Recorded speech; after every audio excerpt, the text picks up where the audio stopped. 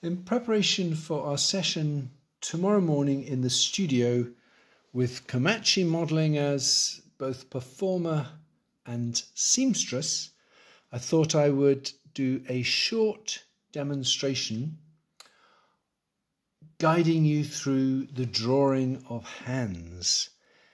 And as a reference, I thought it would be quite nice to use this image by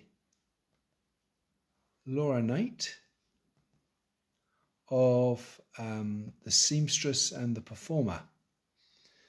I want to get that on the screen so that you can see those hands, and I can take you through some of the steps which are outlined on the handout.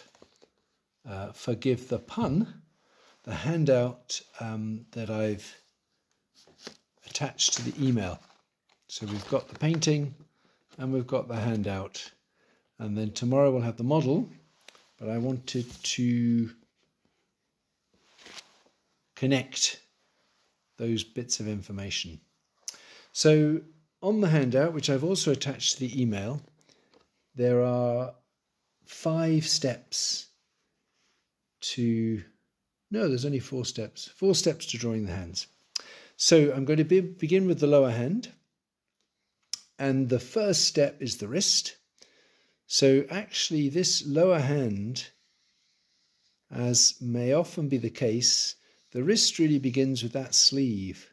So I'm just going to take advantage of the sleeve and the cuff. The advantage being that the cuff is very often a round shape. So that's already going to convey something of the form of the arm and the wrist. But the wrist is round about here and round about there. So that's really where the edge of the cuff is the wrist. So I'm going to start with the wrist, and then I'm going to go to the knuckle. So I'm just going to follow the back of the hand down here to the knuckle, and the knuckle is going in that sort of direction, something like that. So wrist first, knuckle second, and then thirdly I'm going to go to the finger shape. That might be in the way. So I'm going to do a kind of outline of the fingers.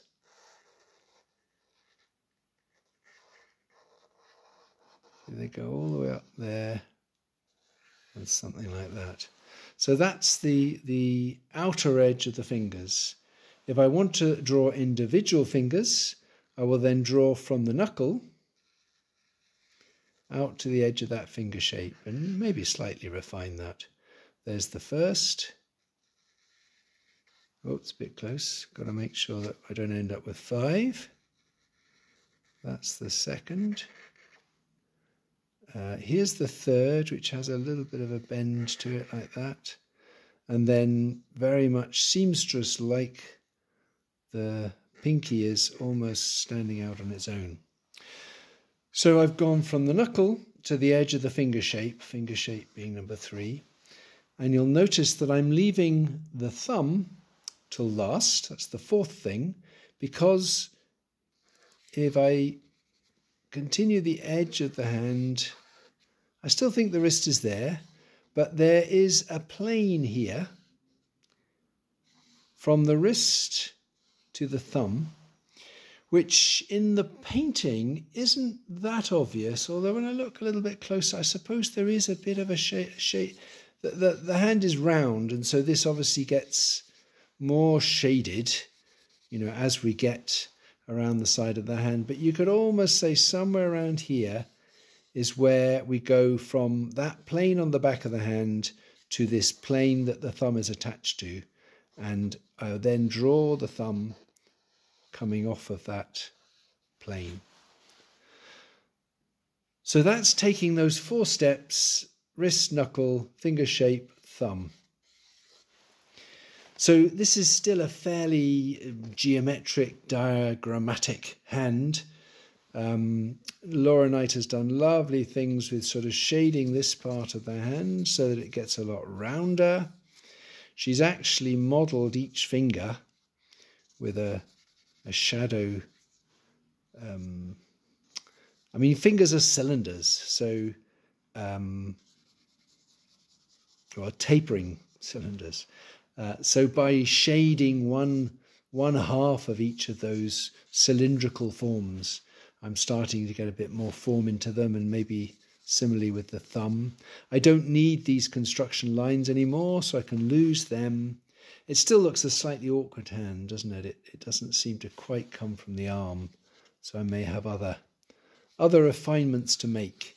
But by working with that sort of clear set of steps, I think I'm beginning to make some sense of that complicated articulating hand. Another point I could have made, I think I've made my fingers a little bit too equal. And because this hand is turned over slightly, really we should see all of the first finger, so that probably should be a bigger finger. And then the other fingers really should be slightly narrower because they're one behind the other. And I think actually making that first finger a bit wider has helped a little bit. So to the other hand, again we get a cuff like that coming off the arm. This is the inside of the hand, as you can see. And so coming out of that cuff is a wrist. And because Laura Knight has used tone, we can see there's a plane on the side of that wrist. Then if we go to from the wrist, so the wrist is sort of there. There's often actually, she hasn't painted it, but often wrists have a kind of crease on the inside. But we go from the wrist to the knuckle. So the knuckle is there. I'm seeing obviously the inside of the knuckle. Wrist to the knuckle, and maybe I'll continue that plane there. That's quite useful. And then a finger shape. So the fingers, again, we've got the pinky on its own, and then I'm drawing all the other fingers just as one shape. Something like that. Not always the easiest thing to do, but again, this is a guide. This is something to work towards, to work within. If I want to do fingers then, because they're bent back, there's something like this. And yes, a good point to make. I'm trying to taper my fingers slightly, make them a bit pointier. Often fingers look a bit like sausages, and that's because they're not tapered enough, and it even is worth exaggerating their pointiness to give them direction. That's those fingers, and then, as I've been saying, the thumb on that hinge plane, and then here's the thumb coming out there. And because it's the inside of the hand, we can see the large muscle at the base of the thumb.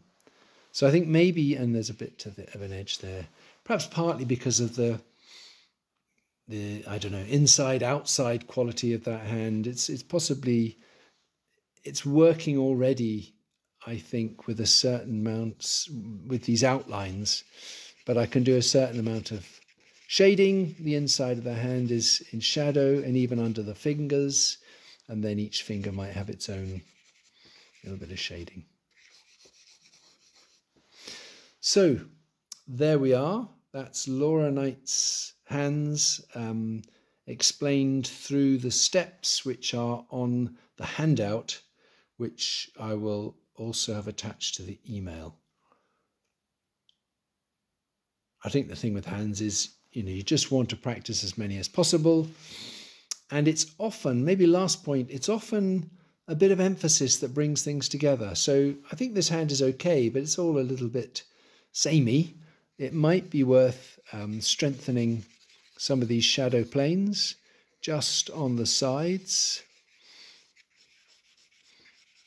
And that's just a bit more emphasis.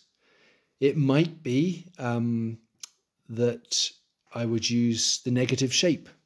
I talked about the finger shape, but it might be that by painting or drawing in color or something contrasting, I can actually work with the area around the hand in order to bring the hand together and make it stand out. So it's very often emphasis with these darker accents, for example, or bringing things together, using, for example, the background colour as a way of stopping.